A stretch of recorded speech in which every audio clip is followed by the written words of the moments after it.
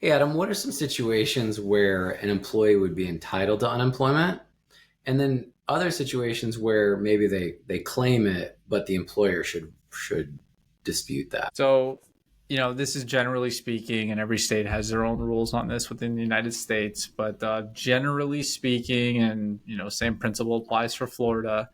Employees, when they lose their job through no misconduct, in other words, layoff, let's say performance, behavior, but not reaching the level of misconduct, employees are generally entitled to unemployment benefits. And they need to be discharged. So if they voluntarily resign, let's say to go take another job, um, or just leave for other reasons, they're generally not entitled to unemployment benefits. And of course, there's exceptions to both. And then there's the situations as to what constitutes misconduct. And actually, I had a hearing today, and the dispute was over whether or not the employee resigned or was discharged. So sometimes that can even be an issue. And that kind of ties into your second question as far as, what are situations where employers should keep an eye on unemployment filings and potentially, I don't want to say fight back, but respond to them. It's my recommendation as an employment law attorney that employers should be paying attention to every unemployment filing by an employee for a multitude of reasons. The first one is making sure it's even their employee, because believe it or not, mistakes do happen. Employees may say the wrong name of an entity, and that entity may not even know that an unemployment claim was filed and may be charged for it. So just to make sure that the right information is there. Number two, these people need to be employees. So you and I have talked about in the past the difference between 1099s and W-2s.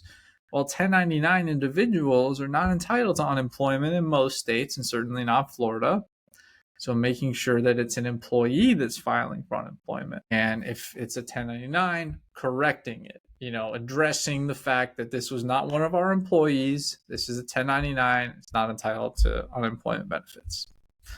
A third situation is if the employee was discharged, let's say, for misconduct or circumstances which suggest that the employee under the law shouldn't receive unemployment benefits.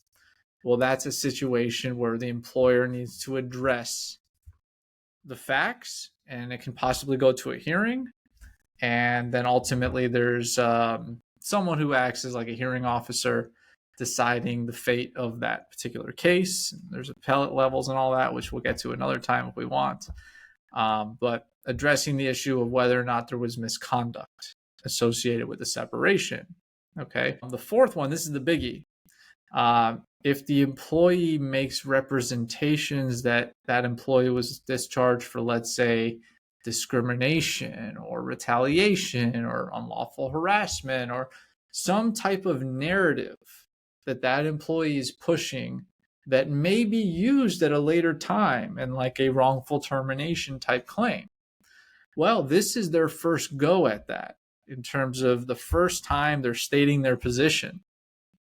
And if an employer just doesn't pay attention to it or just doesn't respond to it, then it's almost like what the employee's saying is true. And it's like a concession or an admission that what the employee is saying is true, that the employee was in fact terminated for unlawful reasons.